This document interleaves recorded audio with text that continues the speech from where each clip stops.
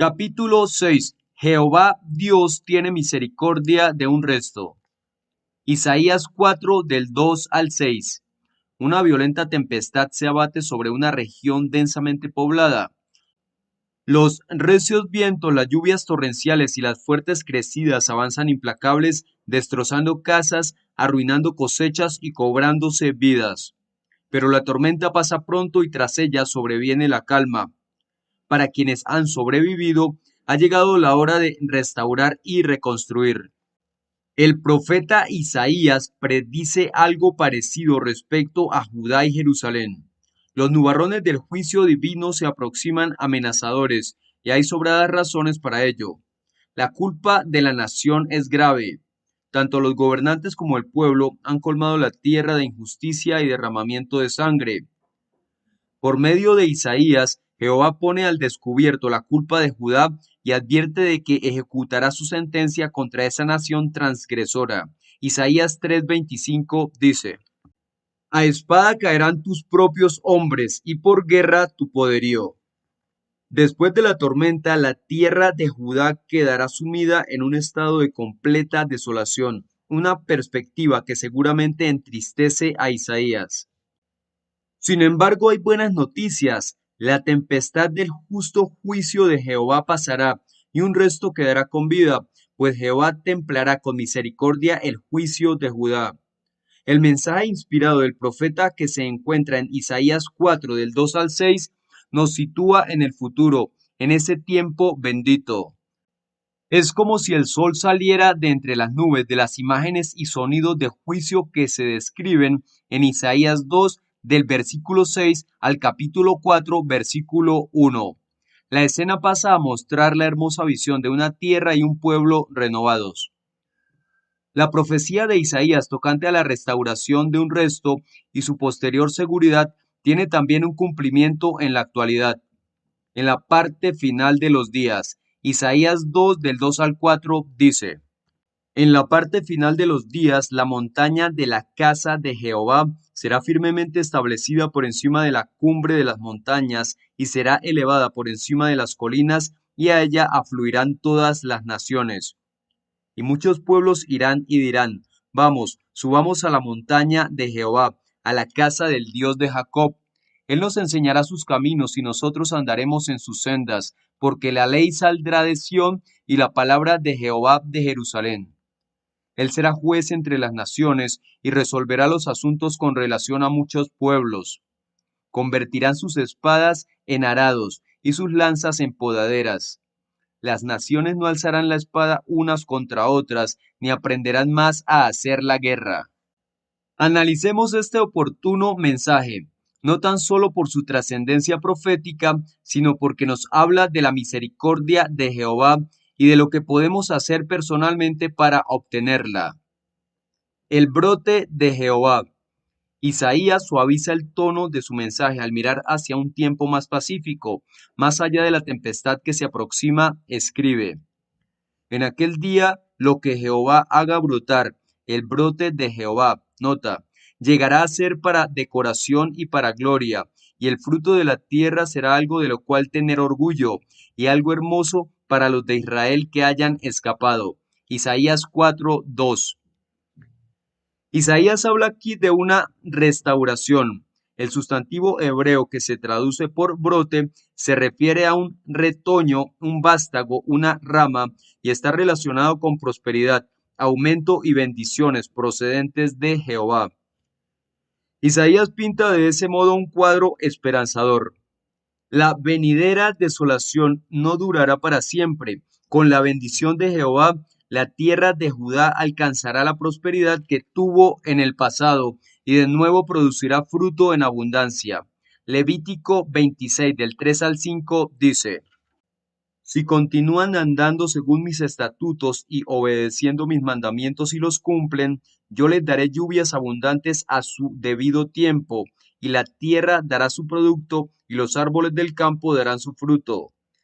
La época para trillar el grano se extenderá hasta la de la vendimia, y la época de la vendimia se extenderá hasta la de la siembra. Comerán su pan hasta quedar satisfechos y vivirán seguros en su tierra. Algunos biblistas opinan que la expresión brote de Jehová alude al Mesías, quien no se presentaría hasta después de la restauración de Jerusalén. En los targumes arameos, la paráfrasis de dicha expresión es el Mesías, Cristo de Jehová. Cabe señalar que Jeremías emplea el mismo sustantivo hebreo, semaj, cuando llama al Mesías un brote justo, que Jehová levanta a David. Jeremías 23:5 dice: Miren, se acercan los días, afirma Jehová, en que haré que surja de David un brote justo, y un rey gobernará y mostrará entendimiento y defenderá la justicia y la rectitud en la tierra. Jeremías 33:15 dice: En esos días y en ese tiempo haré que brote para David un brote justo, que impartirá justicia y rectitud en la tierra. Isaías recurre a términos muy gráficos para referirse a la transformación que se avecina. El brote de Jehová llegará a ser para decoración y para gloria. La palabra decoración evoca la belleza de la tierra prometida cuando siglos antes Jehová se la dio a Israel. Era tan hermosa que se la consideraba la decoración, joya, franqueza, solé de todas las tierras. Ezequiel 26. De modo que las palabras de Isaías garantizan al pueblo que el territorio de Judá recobrará el esplendor y la hermosura de antaño. De hecho, será como una joya que corone la tierra. Ahora bien, ¿quiénes estarán allí para disfrutar de la belleza que recobre el territorio? Los de Israel que hayan escapado, escribe Isaías. En efecto, algunos israelitas seguirán con vida tras la humillante destrucción predicha. Isaías 3, 25 y 26 dice: Tus hombres caerán a espada y tus guerreros poderosos en la batalla. Las entradas de la ciudad estarán de duelo y se lamentarán, y ella se sentará en el suelo desolada. Un resto de esos sobrevivientes regresará a Judá y participará en las labores de rehabilitación del lugar. La abundante producción de su tierra restaurada será algo de lo cual tener orgullo y algo hermoso para aquellos que regresen, es decir, para los escapados. Isaías 4:2 dice: Ese día lo que Jehová haga brotar será magnífico y glorioso, y el fruto de la tierra será el orgullo y la belleza de los sobrevivientes de Israel. La humillación de la desolación dará paso a un renovado sentido de orgullo. En conformidad con las palabras de Isaías, la tormenta de juicio llegó en 607 antes de la era común, año en que los babilonios destruyeron Jerusalén y numerosos israelitas perecieron.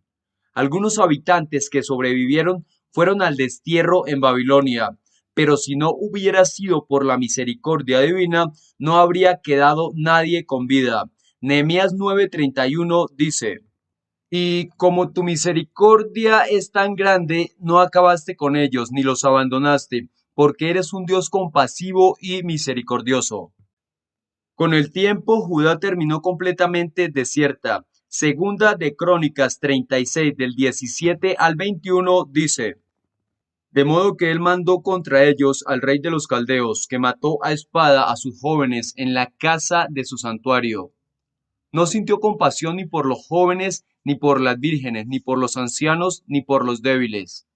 Dios lo entregó todo en sus manos, todos los utensilios de la casa del Dios verdadero, tanto grandes como pequeños, así como los tesoros de la casa de Jehová, y los tesoros del rey y sus príncipes, todo se lo llevó a Babilonia. Quemó la casa del Dios verdadero, derrumbó la muralla de Jerusalén, les prendió fuego a sus torres fortificadas y destruyó todas las cosas de valor. Se llevó cautivos a Babilonia a los que se salvaron de morir a espada y llegaron a ser siervos de él y de sus hijos hasta que el reino de Persia tomó el control. Para que se cumplieran las palabras de Jehová que pronunció Jeremías, hasta que la tierra pagó su deuda de sábados.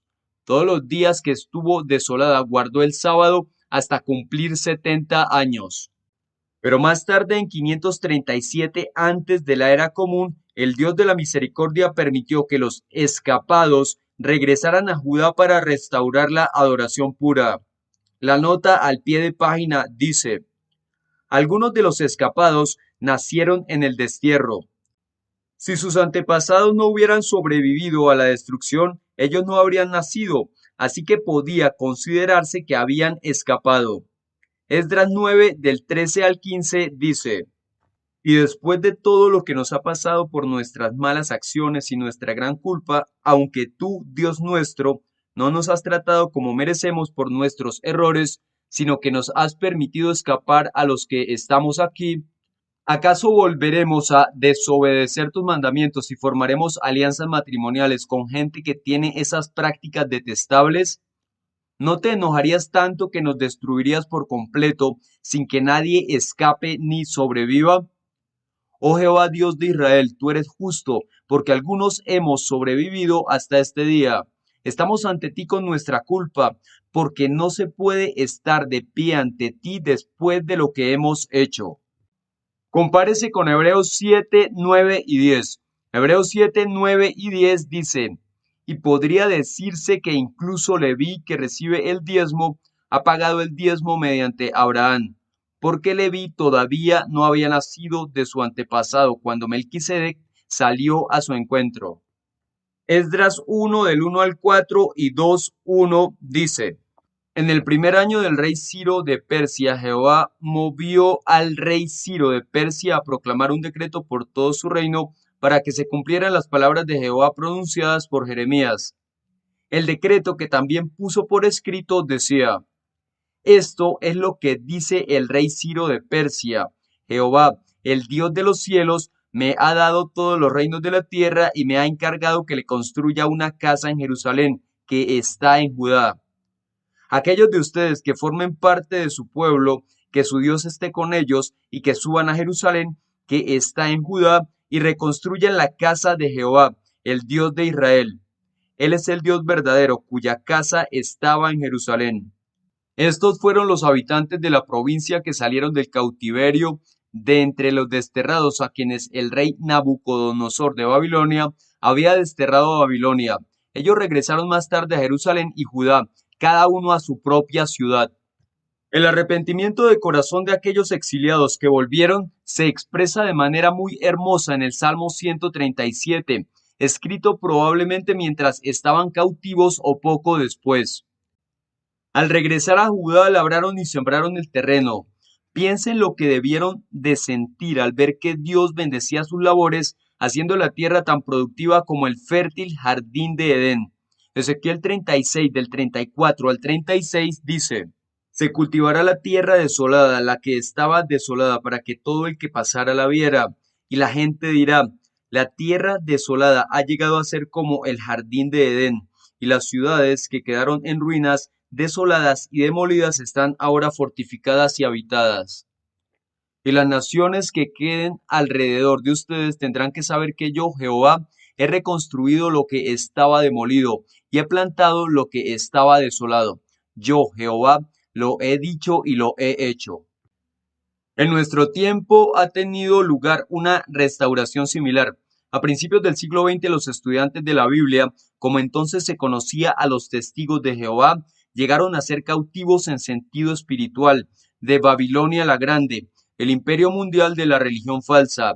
Revelación Apocalipsis 17:5 dice: Llevaba escrito en la frente un nombre, un misterio: Babilonia la Grande, la madre de las prostitutas y de las cosas repugnantes de la tierra. Si bien habían rechazado muchas doctrinas religiosas falsas, todavía los contaminaban algunas ideas y prácticas babilónicas. A consecuencia de la oposición instigada por el clero, hubo quienes fueron encarcelados literalmente. Su tierra espiritual, su heredad religiosa o espiritual quedó desolada. Pero en la primavera de 1919, Jehová tuvo misericordia de este resto de israelitas espirituales. Gálatas 6:16 dice: Que la paz y la misericordia estén sobre todos los que andan correctamente de acuerdo con esta regla de conducta, sí, sobre el Israel de Dios. Vio su arrepentimiento y su deseo de adorarlo de acuerdo con la verdad, así que se encargó de que fueran liberados de la prisión literal y, lo que es más importante, del cautiverio espiritual. Dios devolvió a los escapados a la heredad espiritual que les había concedido e hizo que ésta produjera en abundancia. Dicha heredad ha presentado un aspecto tan atractivo que millones de personas piadosas se han sentido impulsadas a unirse al resto en la adoración verdadera. Las palabras de Isaías 4:2 exaltan la misericordia de Dios para con su pueblo. Isaías 4:2 dice: Ese día lo que Jehová haga brotar será magnífico y glorioso, y el fruto de la tierra será el orgullo y la belleza de los sobrevivientes de Israel. Aunque como nación los israelitas se volvieron contra Jehová, éste se apiadó de un resto arrepentido. Consuela saber que incluso los que yerran gravemente pueden regresar a Jehová con esperanza.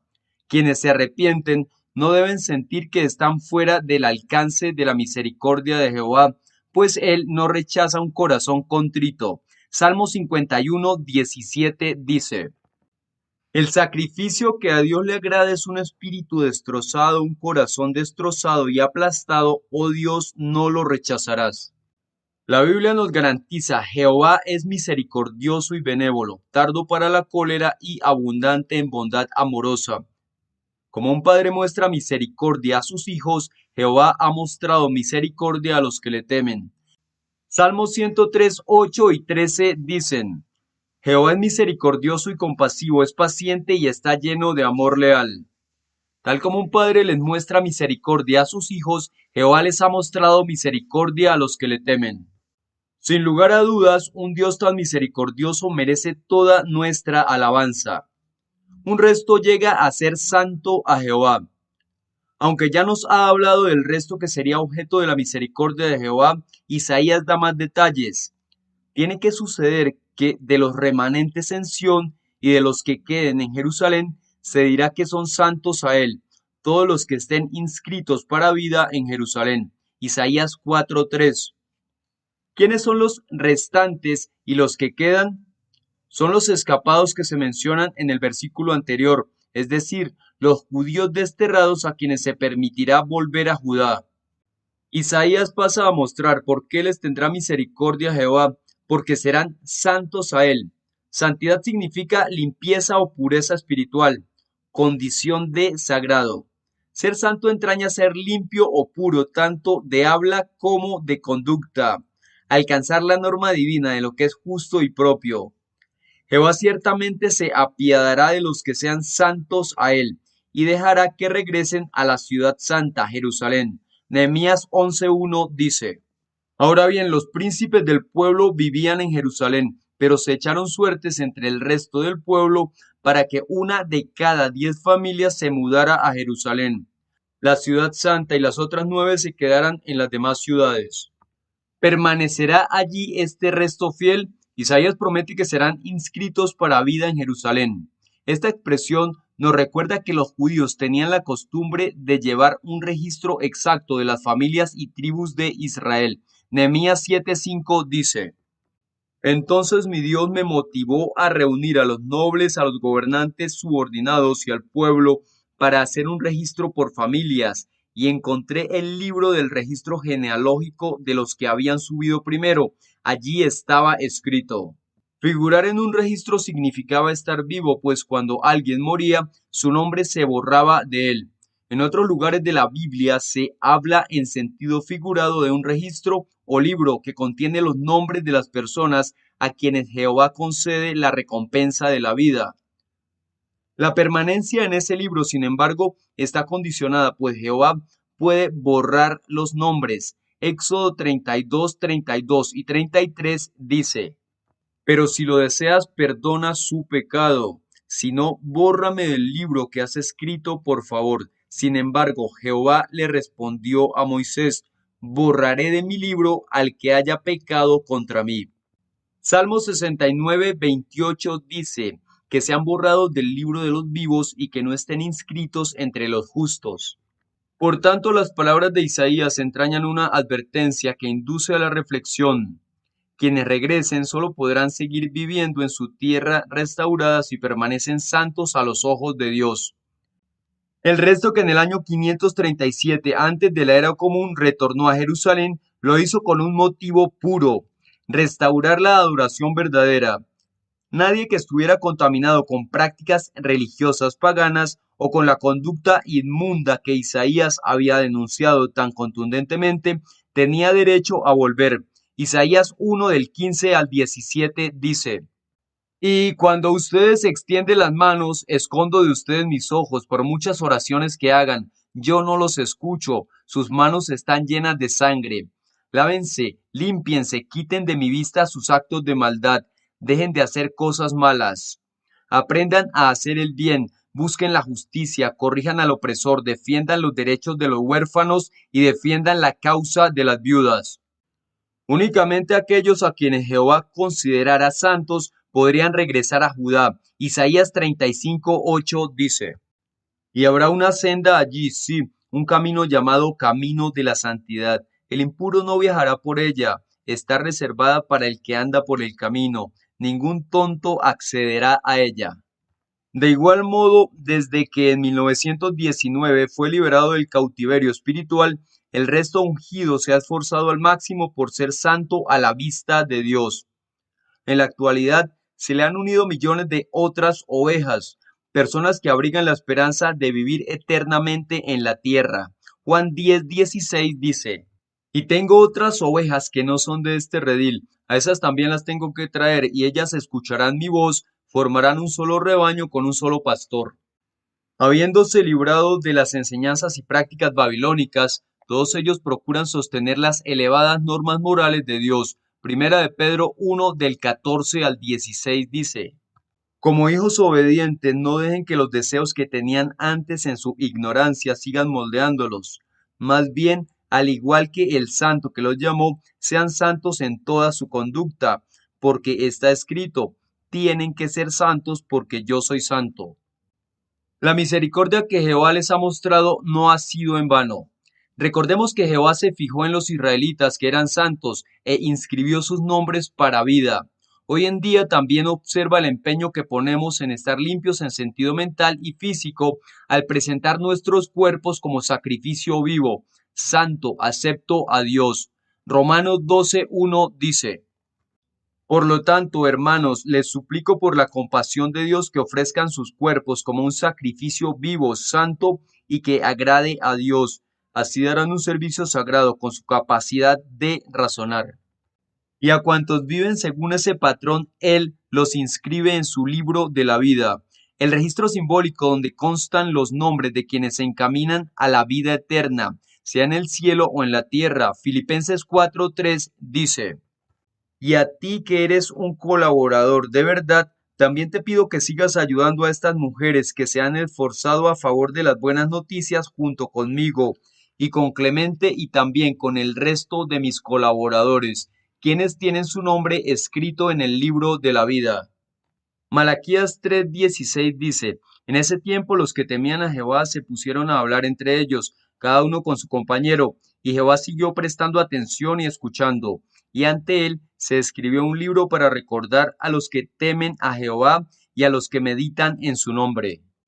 Por lo tanto, hagamos todo lo posible para permanecer santos a los ojos de Dios, pues de ese modo mantendremos nuestro nombre en ese preciado libro. Revelación 3:5. Una promesa de tierno cuidado. Isaías señala a continuación de qué manera se santificará a los residentes de la tierra restaurada y las bendiciones que les esperan. Cuando Jehová haya lavado de las hijas de Sión el excremento y enjuague de Jerusalén aún el derramamiento de sangre de en medio de ella por el espíritu de juicio y por el espíritu de quemazón, Jehová también ciertamente creará sobre todo un lugar establecido del monte Sión, y sobre su lugar de convocación una nube de día y un humo, y el resplandor de un fuego llameante de noche. Porque sobre toda la gloria habrá abrigo. Isaías 4:4 y 5. Anteriormente Isaías ha reprendido a las hijas de Sión, cuya corrupción moral se escondía tras sus vistosos adornos. También ha denunciado la culpa de sangre del pueblo en general y lo ha instado a lavarse. Isaías 1:15 y 16 dice: Y cuando ustedes extienden las manos, escondo de ustedes mis ojos. Por muchas oraciones que hagan, yo no los escucho. Sus manos están llenas de sangre. Lávense, límpiense, quiten de mi vista sus actos de maldad, dejen de hacer cosas malas. Isaías 3 del 16 al 23 dice, Jehová dice, puesto que las hijas de Sión son arrogantes y andan con el cuello estirado, coqueteando con los ojos, dando pasitos cortos y haciendo tintinear los adornos de sus tobillos, Jehová llenará de costras las cabezas de las hijas de Sión, y Jehová hará que sus frentes queden expuestas. Ese día Jehová les quitará su belleza, las pulseras de los tobillos, las cintas para la cabeza y los adornos en forma de media luna, los aretes, los brazaletes y los velos, los adornos para la cabeza, las cadenitas para los tobillos y las fajas para el pecho, los frascos de perfume y los amuletos, los anillos y las narigueras, los vestidos de gala, las túnicas exteriores, los mantos y los bolsos, los espejos de mano, la ropa de lino, los turbantes y los velos. Ahora, sin embargo, mira hacia el futuro, al tiempo en que Dios haya lavado el excremento o inmundicia moral y limpiado las manchas de sangre. Isaías 4:4. Nacar Colunga. ¿Cómo se efectuará esa limpieza? Por el espíritu de juicio y por el espíritu de quemazón.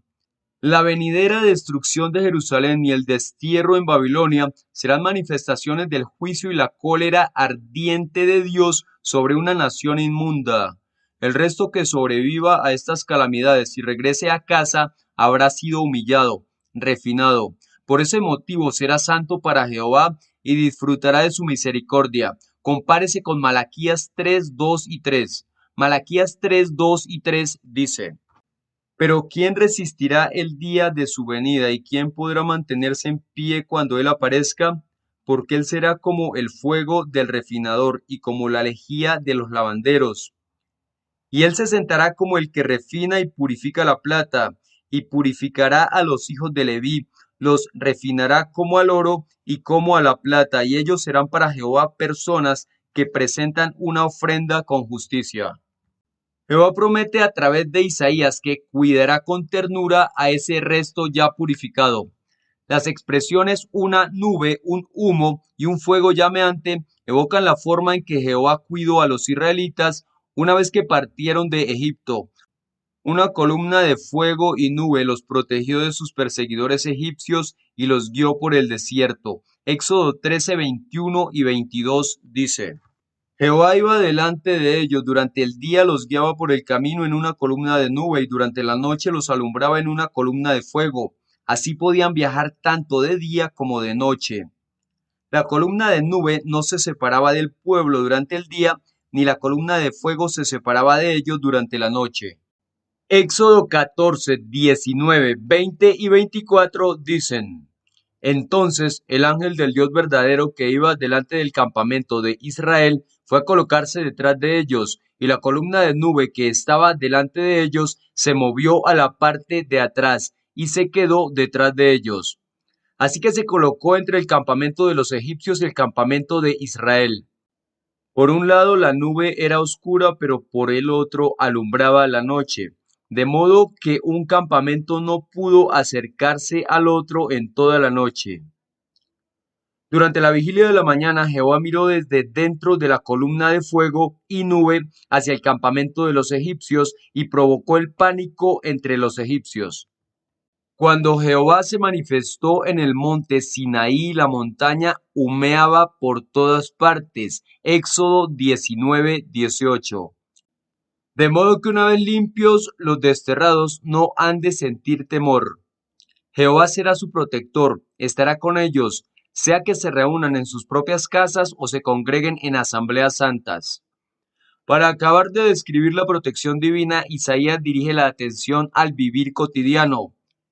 Llegará a haber una cabaña para sombra de día contra el calor seco y para refugio y para escondite contra la tempestad de lluvia y contra la precipitación. Isaías 4:6.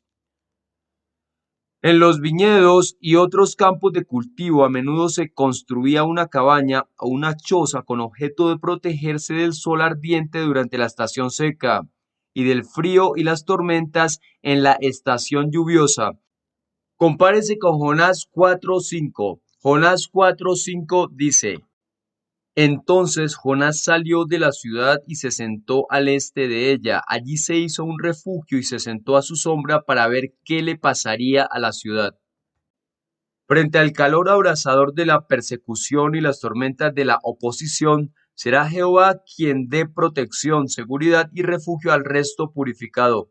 Salmo 91, 1 y 2 dice: El que viva en el lugar secreto del Altísimo se hospedará bajo la sombra del Todopoderoso. Le diré a Jehová: Tú eres mi refugio y mi fortaleza, mi Dios en quien confío. Salmo 121, 5 dice: Jehová te está protegiendo, Jehová es la sombra que está a tu derecha. Estos tienen ante sí, por tanto, una perspectiva halagueña.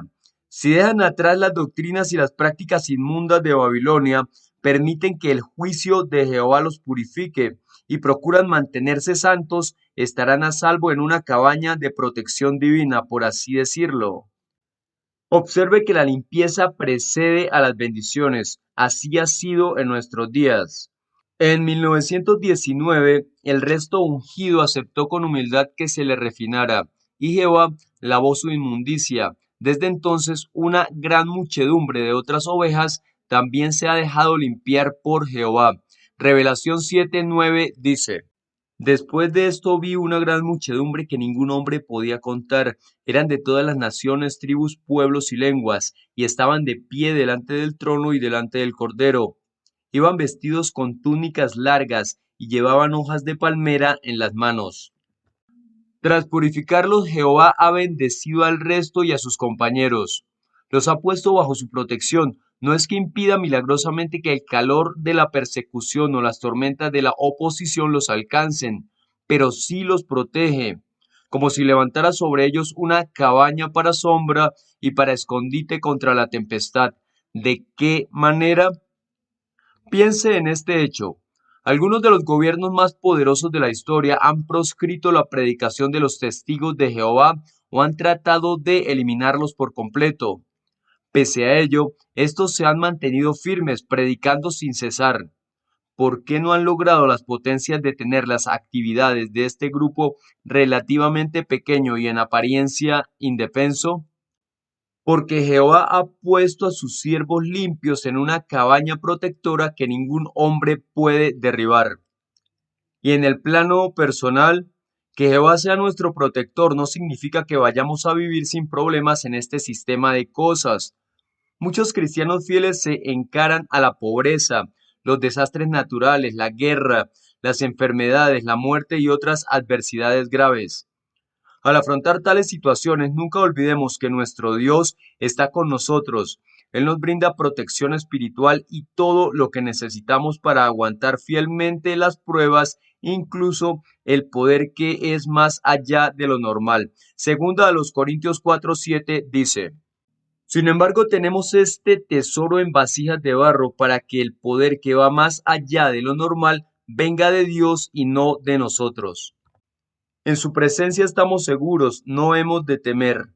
En realidad, mientras hagamos todo lo posible por mantenernos santos a sus ojos, nada podrá separarnos del amor de Dios. Romanos 8:38 y 39 dice: Porque estoy convencido de que ni muerte, ni vida, ni ángeles, ni gobiernos, ni cosas presentes, ni cosas futuras, ni poderes, ni altura, ni profundidad, ni ninguna otra creación podrá separarnos del amor de Dios que está en Cristo Jesús nuestro Señor.